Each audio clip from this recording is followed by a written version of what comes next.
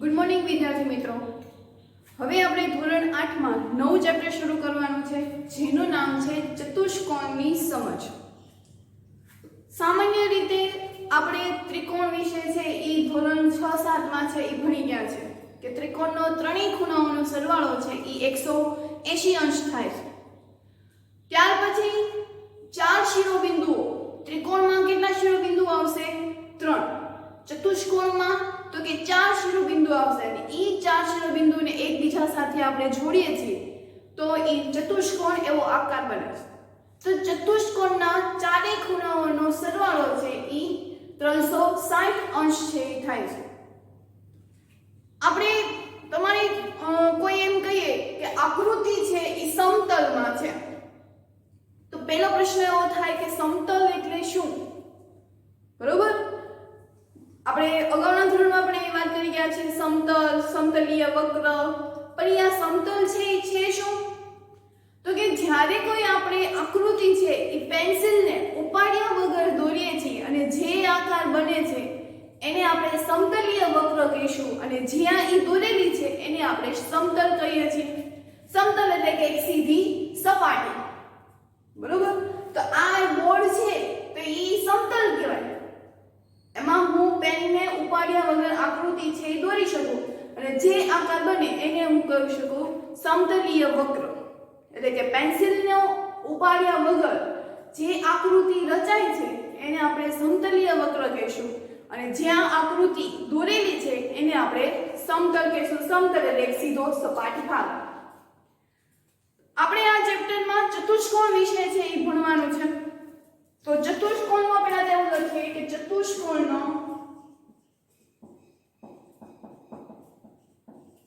બધા જ માપનો સરવાળો, બધા જ માપનો સરવાળો કેટલો અંશ થાય છે? તો કે 360 અંશ થાય છે. ચાર આમાં કેટલા શિરોબિંદુ આવેલા હોય? તો કે 4 શિરોબિંદુઓથી રચાયેલું હોય છે. 4 શિરોબિંદુથી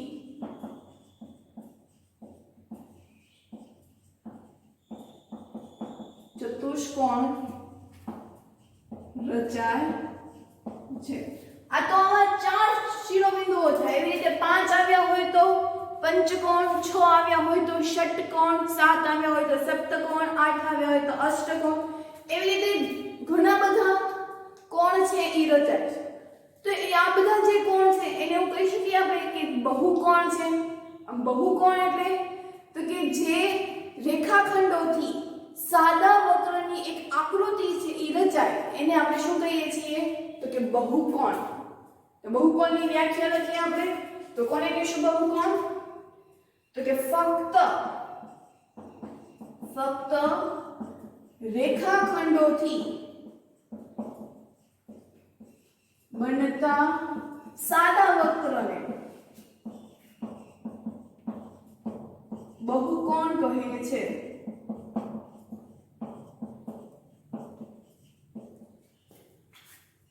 કોને કહેવાય સાદા વક્રોમાં? કે જેમાં ફક્ત શું આવેલું હોય તો કે એકલું રેખાખંડ અને સાદા વક્ર જો એમાં કોઈ વધારે પ્રકારની ઇફેક્ટ આપેલી હોય નહીં. દાખલા તરીકે આ લંબચોરસ છે તો લંબચોરસમાં રેખાખંડનો ઉપયોગ થયો. રેખાખંડ એટલે શું? તો કે તેના અંતે 2 અંત્ય બિંદુ આવેલા હોય તો એવાને રેખાને આપણે શું કહીશું? રેખાખંડ. કે એના 2 છેલ્લે શિરોબિંદુ આવેલા હોય તો અહીંયા શિરોબિંદુ આવેલા છે તો આને આપણે સાદા વક્ર કહીએ. એવી જ રીતે ત્રિકોણ. તો ત્રિકોણમાં પણ રેખાખંડોનો ઉપયોગ થયો. ચોરસ,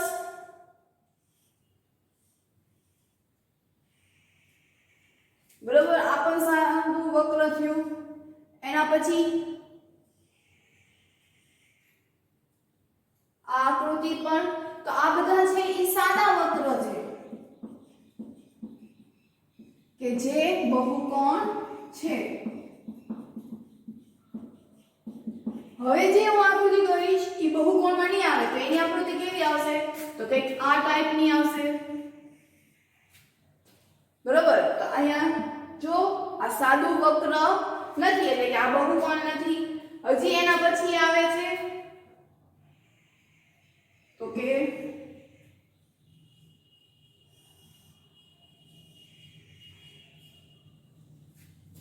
બરાબર, તો આ જટિલ વક્ર છે અને જટિલ વક્ર હોય ઈ બહુકોણ હોતા નથી. ટૂંકમાં બહુકોણ એટલે શું? તો કે ફક્ત રેખાખંડોથી જ તે બનેલું, આ રેખાખંડોથી બનેલી છે પણ એવા સાદા વક્ર હોય તો જ તે એને બહુકોણ કહે છે. એટલે કે ચતુષ્કોણના બધા જો આપણો સરવાળો 360 અંશ થાય, પછી તો કે ચતુષ્કોણ છે એમાં 4 શિરોબિંદુનો ઉપયોગ થયા હોય તો આ ચતુષ્કોણ છે એને આપણે બહુકોણમાં પણ લખી શકીએ. કોઈ પણ આકાર દોરવો હોય તો એને ઓછામાં ઓછા 2 થી વધારે શિરોબિંદુની જરૂર પડે છે. મારે ત્રિકોણ દોરવું હોય તો ત્રિકોણમાં 3 શિરોબિંદુ જોઈએ છે. 2 શિરોબિંદુથી ફક્ત રેખાખંડ જ તે રચાય છે. આ 2 શિરોબિંદુ છે તો એ 2 શિરોબિંદુથી કોઈ આકૃતિ રચાતી નથી. કોઈ આકૃતિ રચવા માટે મારે 3 શિરોબિંદુ જોવા જોઈએ. 3 કે એનાથી વધારે 3 શિરોબિંદુનો જો ઉપયોગ લઉં તો ત્રિકોણ બને છે. 4 લઉં તો ચતુષ્કોણ બનશે.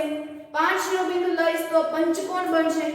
એટલે આમ આપણે શું કર્યું કહેવાય તો કે બહુકોણનું વર્ગીકરણ. તો બહુકોણ કોને કહેવાય તો કે ફક્ત રેખાખંડોથી જ બનેલા હોય તો એવા વક્રોને આપણે બહુકોણ કહીએ છીએ. તો હવે આપણે એના પછી બહુકોણનું વર્ગીકરણ વિશે છે ઈ સમજવાનું છે. તો હવે એના પછી બહુકોણનું વર્ગીકરણ.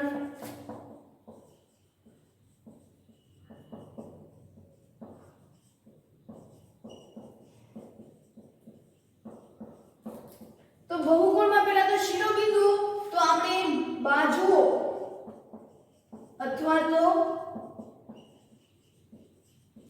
શિરોબિંદુ, બાજુઓ અથવા તો એના શિરોબિંદુઓ છે તેની સંખ્યા, શિરોબિંદુઓની સંખ્યા. એના પછી તો કે એનું નામ, એને કયા નામથી ઓળખાય મતલબ એનો આકાર, સોરી આપણે નામ અને પછી અહીંયા જે છેલ્લે લખશું ઈ એનો આકાર કે એ કેવી રીતે હોય. તો કે જો 3 શિરોબિંદુઓ હોય તો 3 શિરોબિંદુઓ હોય તો એની આકૃતિ કોઈક આ ટાઈપની થશે. તો આને આપણે કયા નામે ઓળખીએ છીએ તો કે ત્રિકોણ. બરોબર, જો શિરોબિંદુની સંખ્યા 4 હોય તો 4 હોય તો એ ચતુષ્કોણ બનશે. એટલે કે કોઈક આ ટાઈપનો આ બનશે. તો ચતુષ્કોણમાં પણ પ્રકાર આવે છે જે આપણે ભણશું આગળ. 4 હોય તો એને ચતુષ્કોણ હોય. જો શિરોબિંદુની સંખ્યા 5 હોય તો એની આકૃતિ કંઈક આ રીતે.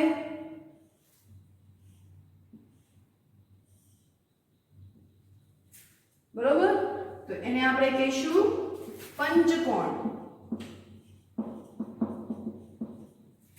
જો 6 શિરોબિંદુ આવ્યું હોય તો એ ષટકોણ એટલે કે બેન્ઝીન પ્રકારનું આવશે. આને આપણે કહીશું ષષ્ટકોણ. એવી જ રીતે સપ્તકોણ, અષ્ટકોણ, એવી રીતે અનંત સુધીની સંખ્યાઓ હોય છે. બરોબર, તો એને નામ પણ આપણે એ રીતે આપશું. તો એનો આકાર પણ કેવો હશે તો કે અલગ રીતે હશે. જેવી રીતે આમાં ષટકોણ એમાં 6 રેખાખંડો આવેલા હોય એવી રીતે જો n સંખ્યા હોય તો એમાં એનો આકાર પણ એ રીતે હોવાનો. આમ 3 હોય તો ત્રિકોણ, 4 હોય તો ચતુષ્કોણ, 5 હોય તો પંચકોણ, 6 હોય તો ષટકોણ, તો 7 હોય તો સપ્તકોણ, 8 હોય તો અષ્ટકોણ, 9 હોય તો નવકોણ. એવી રીતે અનંત શિરોબિંદુઓની સંખ્યા લઈને આપણે તેનો આકાર છે એ મેળવી શકીએ છીએ. તો હવે આ આકારને લઈને હવે આપણે એના વિકર્ણ વિશે વાત કરવાની છે. તો વિકર્ણ કોને કહેવાય તો કે 2 શિરોબિંદુઓ કે જે સામ સામે હોય તેને જોડતા એક સામાન્ય રેખાખંડ બને તો એને આપણે શિરોબિંદુ કહીએ છીએ. દાખલા તરીકે આ ચતુષ્કોણ આપ્યું છે, ચતુષ્કોણના બે સામ સામેના શિરોબિંદુ એટલે કે આ શિરોબિંદુ અને આ શિરોબિંદુ થયા સામ સામેના કીધા છે, અને તેને જોડતા જે રેખાખંડ બને, રેખાખંડમાં પણ બે શિરોબિંદુના અંતે રેખાખંડના અંતે પણ બે અંત્યબિંદુઓ આવેલા હોય તો આ બેના અંત્યબિંદુ એટલે કે અંતે આવેલા બિંદુઓ, તો આ જે રેખાખંડ બન્યો એના અંતે વિકર્ણ રચાય છે. તો આ બેની વચ્ચે અંત્યબિંદુઓ કયા? તો કે A અને C. એવી રીતે જો D અને B ને હું જોડી દઈશ તો ઈ પણ એક વિકર્ણ રચે છે, એક રેખાખંડ બનાવે છે. તો ટૂંકમાં વિકર્ણ એટલે શું? તો કે સામસામેના શિરોબિંદુઓને જોડતા જે સામાન્ય રેખાખંડ બનાવે છે તેને આપણે વિકર્ણ કહીએ છીએ. અને આ વિકર્ણ છે એ આકૃતિની અંદરના ભાગમાં આવેલું હોય છે. તમે જુઓ વિકર્ણ છે આકૃતિના કયા ભાગમાં આવેલું હોય છે? તો કે અંદરના ભાગમાં. તો હવે અહીંયા એવું થશે કે અંદરનો ભાગ અને બહારનો ભાગ એટલે શું? તો કે આ કોઈ એક આકૃતિ છે, બરોબર, આ અહીંયા આકૃતિ. તો અંદર આવેલો એટલે કે આ જે ભાગ છે એને આપણે શું કહીશું? તો કે અંદરનો ભાગ. અને આ બધું જે આપેલું છે એને આકૃતિનો શેનો ભાગ કહીશું? તો કે બહારનો ભાગ.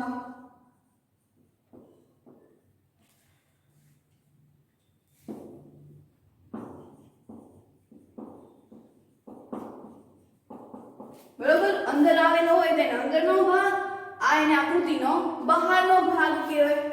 તો આમાં આપણે શું કર્યા? પહેલા તો વર્ગીકરણ વિશે સમજ્યા, પછી એના વિકર્ણ વિશે સમજ્યા, અંદરનો ભાગ અને બહારનો ભાગ વિશે છે એ સમજ્યા છે.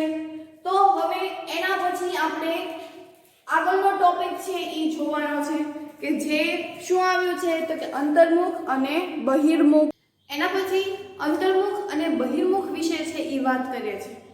બરોબર, આપણે અંતઃકોણ અને બહિર્કોણ વિશે સમજીએ. અંતઃકોણ એટલે કે એની અંદરની બાજુએ આવેલા ભાગને આપણે અંતઃકોણ કહીએ છીએ. બહારની બાજુએ આવેલા હોય તો એને બહિર્કોણ એટલે કે બહારની બાજુનો કોણ છે એ કહીએ. હવે આપણે ભણવાનું છે બહિર્મુખ કે અંતઃમુખ કોણ. હાલના ધોરણમાં આપણે ફક્ત ને ફક્ત બહિર્મુખ વિશે જ ભણવાનું છે, પણ એ બંનેમાં વચ્ચેનો તફાવત છે એ શું હોય છે? તો પહેલા તો આપણે એની આકૃતિથી જોઈએ કે બહિર્મુખ છે એનો આકાર કેવો હોય. તો આ રીતનો કોઈ સપોઝ કે આ આકાર છે, બરોબર. આ જે એના શિરોબિંદુઓ છે, જો એને હું સામસામેના શિરોબિંદુને હું જોડીશ તો એક રેખાખંડ બનાવે છે,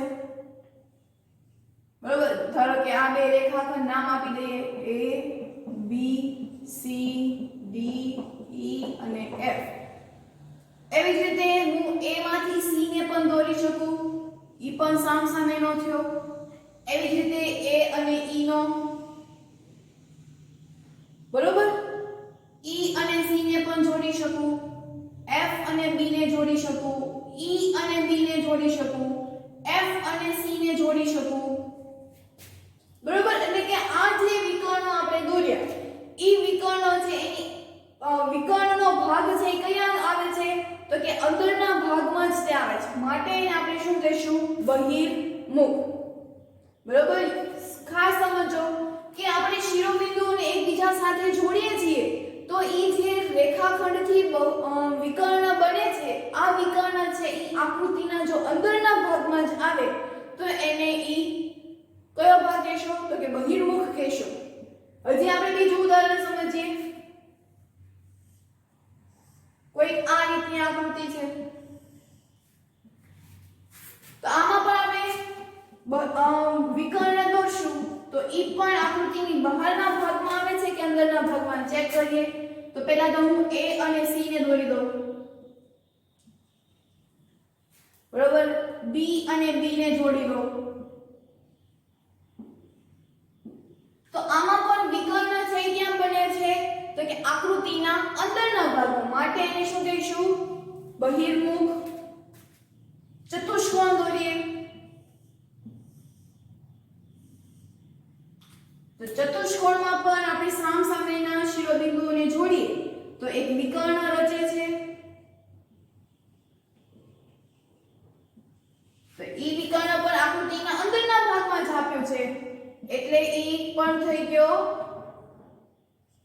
બહિર્મુખ, હજી એવી રીતે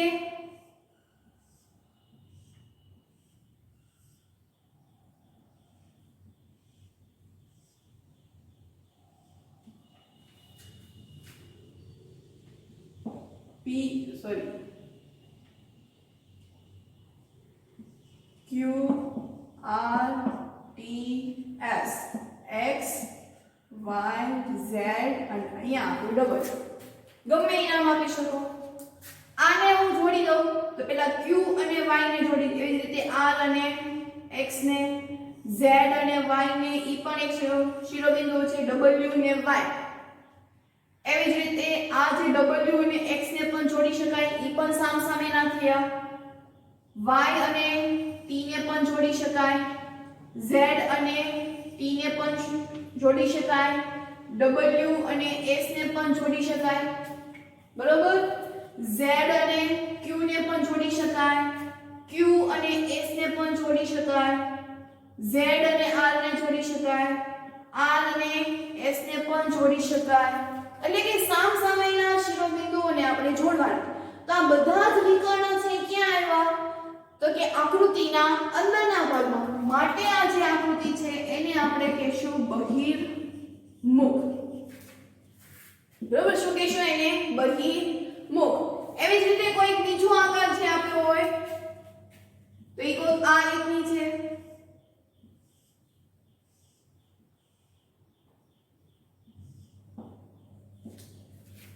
બરોબર?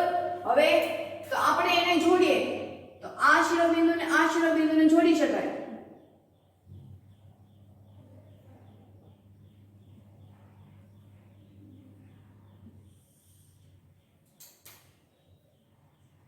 આપણે બધાની માટે વાત કરવાની. એવી રીતે આ શિરોબિંદુને આ શિરોબિંદુ.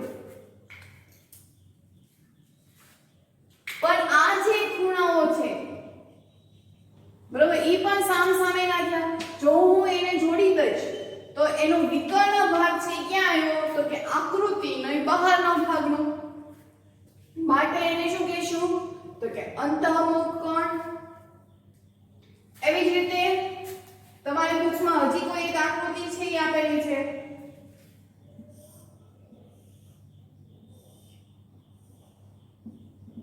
P Q R અને અહીંયા S.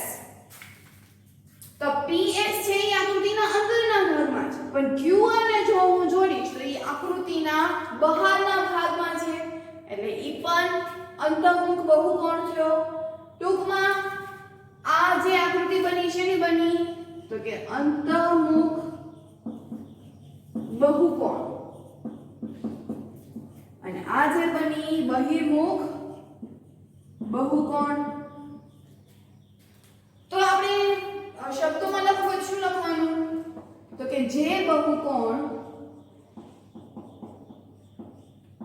બહિર્મુખ હોય છે તેના વિકર્ણનો ભાગ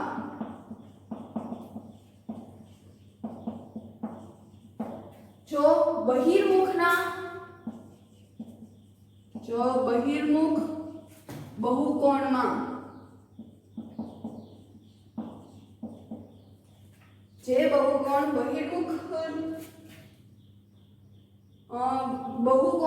બહિર્મુખ હોય છે તેના વિકર્ણનો ભાગ બહિર્મુખના અંદરના ભાગમાં આવેલો હોય. કેવા? પણ બધા જ વિકર્ણો. એક વિકર્ણો પણ જો બહાર છે તો ઈ અંતઃમુખ થઈ જશે. એટલે કે જે બહુકોણ બહિર્મુખ હોય છે તેના વિકર્ણનો ભાગ જો બહિર્મુખ બહુકોણના અંદરના ભાગમાં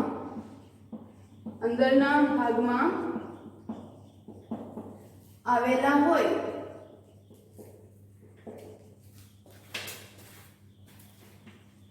તેને બહિર્મુખ બહુકોણ કહે છે.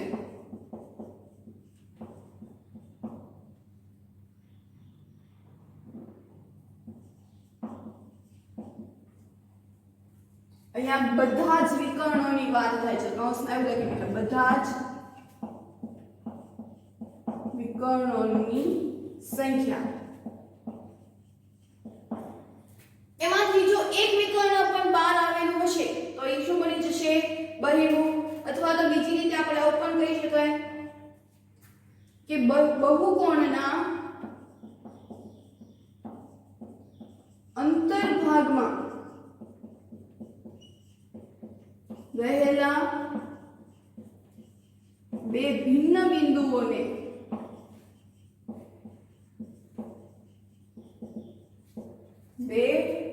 બિંદુઓને જોડતા જો વિકર્ણ અંદરની બાજુએ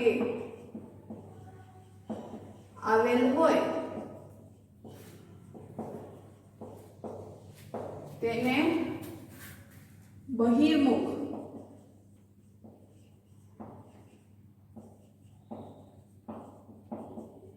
બહુકોણ કહે છે. બરોબર. તો અહીંયા આપણે બહુકોણ વિશે વાત કરી. ત્યાર પછી હવે આપણે નિયમિત કોણ અને અનિયમિત કોણ વિશે છે એ આપણે વાત કરવાની છે. ત્યાર પછી નિયમિત કોણ અને અનિયમિત નિયમિત કે અનિયમિત બહુકોણ.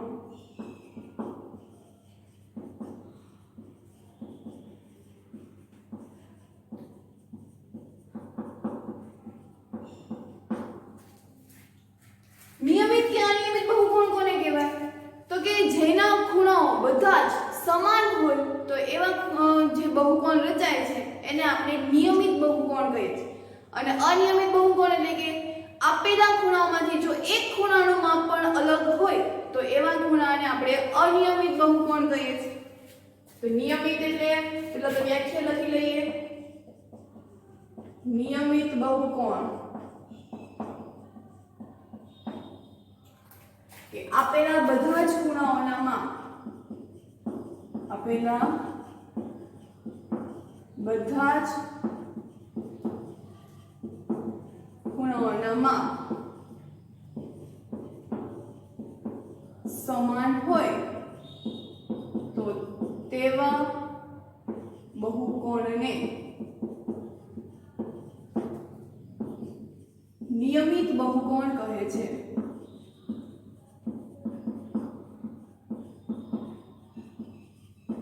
દાખલા તરીકે ત્રિકોણ દોરો.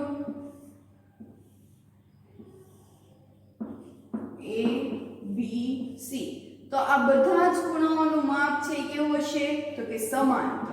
દાખલા તરીકે x x છે તો આને આપણે નિયમિત બહુકોણ કહીએ.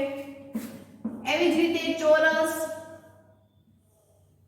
તો ચોરસમાં પણ બધા જ ખૂણાઓના માપ કેવા હોય? સમાન. એ આપણે y સ્વરૂપે લઈએ. P Q R S. બરોબર. હજી એક ઉદાહરણ. દાખલા તરીકે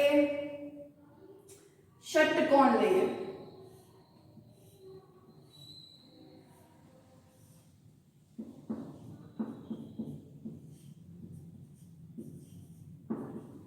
તો એમાં પણ આપેલા બધા જ ખૂણાઓના માપ જો સમાન હોય તો એને આપણે કહીશું નિયમિત બહુકોણ. એવી જ રીતે અનિયમિત બહુકોણ.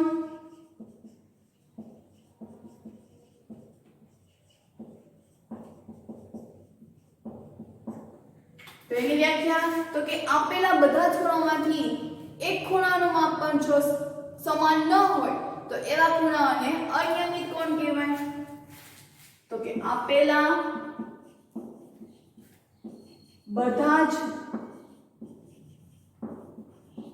ખૂણાઓના માપમાંથી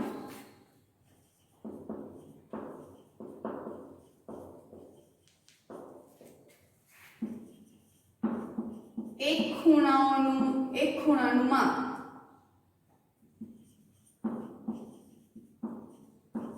સમાન ન હોય તો તેવા ખૂણાને અથવા તેવા બહુકોણને અનિયમિત બહુકોણ કહે કે દાખલા તરીકે લંબચોરસ, બરાબર? તો લંબચોરસમાં A, B અને C એ બધાના માપ સરખા છે. દાખલા તરીકે x છે અને આ જે ખૂણો છે એ y છે, તો એને આપણે કહીશું અનિયમિત બહુકોણ. એના પછી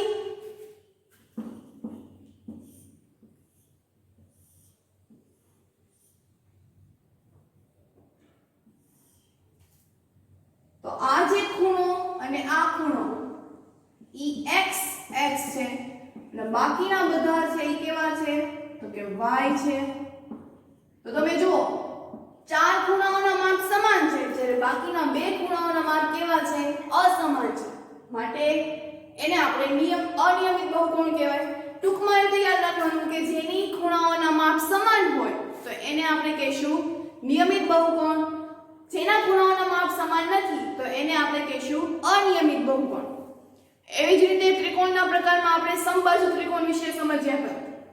તો સમબાજુ એટલે કે જેની બધી જ બાજુ કેવી હોય સમાન હોય તો એ બધાને આપણે શેમાં લઈશું તો કે નિયમિત બહુકોણમાં. બરોબર? તો હવે એના પછીનું આપણે જોઈએ તો શું તો આપણે એવું કહેવાય કે શું સમબાજુ ત્રિકોણ છે એ નિયમિત બહુકોણ છે? મેં હમણાં તમને એવો પ્રશ્ન કીધો કે નિયમિત સમબાજુ ત્રિકોણ છે ઈ બધી જ બાજુઓ છે એ કેવી હોય છે તો કે સમાન હોય છે. અને સમાન હોય તેનો મતલબ શું કે ઈ શેમાં આવશે નિયમિત બહુકોણમાં. લંબચોરસ છે એના ખૂણાઓ છે એ સમાન હોય છે પરંતુ ઈ સમબાજુમાં આવે નહીં. જે આ ખૂણાઓ હોય છે કેવા હોય સમાન હોય.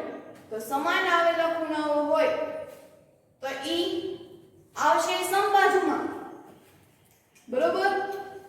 પરંતુ એની જે ખૂણા હોય છે લંબચોરસ હોય તેમાં શું હોય તો કે સામસામેની બાજુઓ કેવી હોય તો કે સમાન હોય. ચોરસ હોય તો એની બધી બાજુ સમાન હોય, લંબચોરસ હોય તો એની સામસામેની બાજુઓ સમાન હોય. લંબચોરસના જે ખૂણાઓ છે એમાંથી એક ખૂણો દાખલા તરીકે અલગ છે તો એ અલગ છે એટલે એની માટે આપણે કહીશું અનિયમિત બહુકોણ. આમ આપણે સમજણ પડી હશે તમને કે નિયમિત બહુકોણ કોને કહેવાય અને અનિયમિત બહુકોણ છે એ કોને કહેવાય. તો હવે તેને આધારે આપણે સ્વાધ્યાય 3.1 છે એ જોવાનું છે.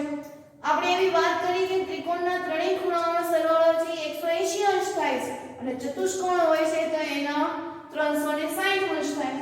તો હવે એને આધારે આપણે સ્વાધ્યાય 3.1 માં પ્રશ્ન નંબર 1 છે ઈ જોવાનો છે. તો સ્વાધ્યાય 3.1 માં પહેલો પ્રશ્ન જોવાનો છે. આપણે એનું વર્ગીકરણ છે એ કરવાનું છે. અહીંયા વિવિધ પ્રકારના આકારો છે એ આપેલા છે. એમાંથી આપણે સરળ કોણ, સરળ બંધ કોણ, બહુકોણ, બહિર્મુખ અને અંતર્મુખ બહિર્કોણ વિશે છે એ વાત કરવાની છે. તો પહેલા આપણે સરળ કોણ વિશે વાત કરીએ.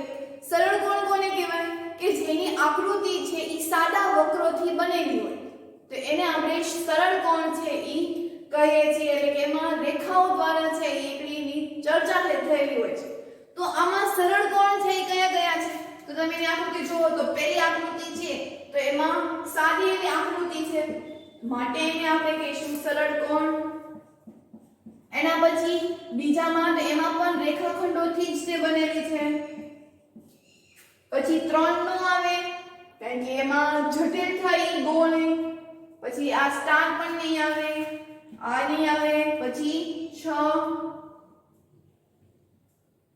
સરળ કોણમાં 5 આવશે કે આપણે સરળ કોણને બીજી રીતે આપણે યાદ રાખવી રીતે પણ યાદ રાખી શકાય કે પેન્સિલને ઉપાડ્યા વગર જે કોઈ આકૃતિ બને છે એને આપણે સરળ કોણ છે એ કહીએ છીએ. એટલે આ 5 પછી એવી જ રીતે આ 6 અને 7 પછી એવી જ રીતે સરળ બંધ કોણ.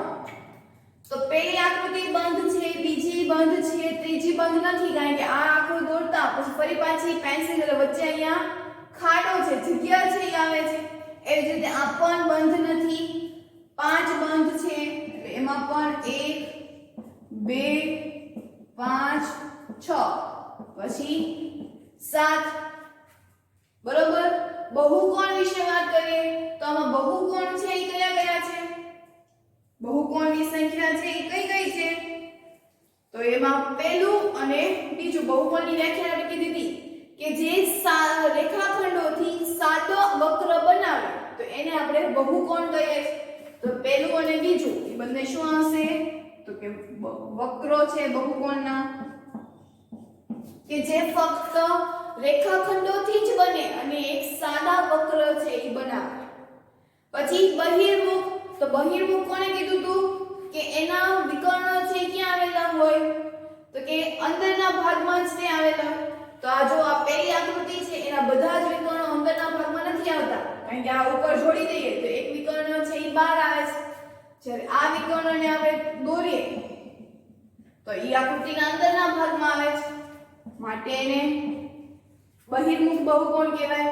આ બહારની બાજુએ આવેલા છે એટલે આપણે એને કહીશું અંતર્મુખ બહિર્કોણ. કે આનો એક વિકર્ણ છે એ ક્યાં આવે છે? તો કે બહારની બાજુએ આવે છે. બીજે ક્યાંય આપણે વક્ર છે એ દોરી શકતા નથી. હજી એક, ચલો તો હવે બધાને ખ્યાલ આવ્યો છે કે આનું વર્ગીકરણ આપણે કેવી રીતે કર્યું. તો હવે એના પછી આપણે બીજો પ્રશ્ન છે એ જોવાનો છે. એના પછી પ્રશ્ન 2 કે આપેલા બહુકોણના વિકર્ણોની સંખ્યા શોધો. તો અહીંયા આપણે વિકર્ણોની સંખ્યા શોધવા માટેનું સૂત્ર છે વિકર્ણોની સંખ્યા બરાબર n(n-1) આખાના છેદમાં 2 માઈનસ n. તો અહીંયા આપણને ચતુષ્કોણ એટલે કે n બરાબર કેટલા આપ્યા છે? 4. બરોબર, ચતુષ્કોણ લેવા 4 શિરોબિંદુ હશે એટલે કે n બરાબર 4. તો વિકર્ણોની સંખ્યા શોધવાનું સૂત્ર આપણે અહીંયા મૂકીએ. આ યાદ રાખવાનું છે કે વિકર્ણોની સંખ્યા બરાબર n(n-1) છેદમાં 2 માઈનસ n. અહીંયા n એટલે 4 છે, કિંમત મૂકીએ તો જ્યાં n આપ્યું છે ત્યાં બધે 4 ગુણ્યા 3 છેદમાં 2 માઈનસ 4. 2 દુ 4, 3 દુ 6 માઈનસ 4. જવાબ આવે 2. તો ચતુષ્કોણમાં વિકર્ણોની સંખ્યા છે એ કેટલી થશે? તો કે 2. એના પછી નિયમિત ષટકોણ વિશે આપણે શોધવાનું છે. નિયમિત ષટકોણ. ષટકોણ એટલે અહીંયા આપણે 6 સંસ્કૃત શબ્દ છે એટલે કે n બરાબર કેટલા થયા? 6. મૂકીએ કિંમત તો કે વિકર્ણોની સંખ્યા બરાબર n(n-1) છેદમાં 2 માઈનસ n. 6 6 - 1 છેદમાં 2 માઈનસ 6. 2 का 2 2 तेरी 6 3 गुणिया 5 माइनस 6 3 पंचा 15 माइनस 6 15 माइनस 6 એટલે જવાબ આવશે 9. તો આમ ષટકોણમાં પણ વિકર્ણોની સંખ્યા કેટલી થાય? 9. તો હવે એના પછી ત્રીજો છેદો આપ્યો છે એ ત્રિકોણ છે. તો ત્રિકોણમાં પણ વિકર્ણોની સંખ્યા કેટલી હશે? ત્રિકોણ એટલે અહીંયા કેટલા થયા? n બરાબર 3. તો વિકર્ણોની સંખ્યા બરાબર n(n-1) છેદમાં 2 માઈનસ n. n એટલે અહીંયા 3 3 - 1 છેદમાં 2 માઈનસ 3. 3 માંથી 1 જાય એટલે 2 માઈનસ 3. તો 3 માઈનસ 3 એટલે જવાબ આવે 0. એટલે કે ત્રિકોણને વિકર્ણોની હોય, ત્રિકોણમાં વિકર્ણ ન બને. આવી રીતે કોઈ ત્રિકોણ હોય તો સામસામેનો કોઈ શિરોબિંદુ જ નથી આપ્યા તો એમાં વિકર્ણ બને નહીં. તો આમ આપણે વિકર્ણો છે શોધ્યા. આવી રીતે ગમે તેટલી સંખ્યા હોય, દાખલા તરીકે 99 જેવો એવો આકાર આપે, 99 શિરોબિંદુથી આકાર બનતો હોય તેના વિકર્ણોની સંખ્યા શોધો. તો એમાં ફક્ત ને ફક્ત આ જ સૂત્ર મૂકીને આપણે એના વિકર્ણોની સંખ્યા છે એ શોધી શકીએ. એટલે આપણે આ વિકર્ણોની સંખ્યા શોધવાનું સૂત્ર શું લખ્યું? n(n-1) છેદમાં 2 માઈનસ n. તો વાત કરીએ હોમવર્કમાં. અહીંયા આપણે આ ચેપ્ટર આજનો લેક્ચર છે એ પૂર્ણ કરીએ છીએ. હોમવર્કમાં આપણે જેટલું ભણ્યા છે એ બધે જ બધું ફેરબુકમાં છે લખવાનું છે. સાથે રફ બુકમાં પણ કરવાનું છે અને પ્રેક્ટિસ બુકમાંથી પણ આજે આપણે જેટલું કર્યા એ બધા જ દાખલાઓ છે એ પ્રેક્ટિસ બુકમાંથી કરવાનું છે. તો અહીંયા આપણે આજનો લેક્ચર છે એ પૂર્ણ કરીએ.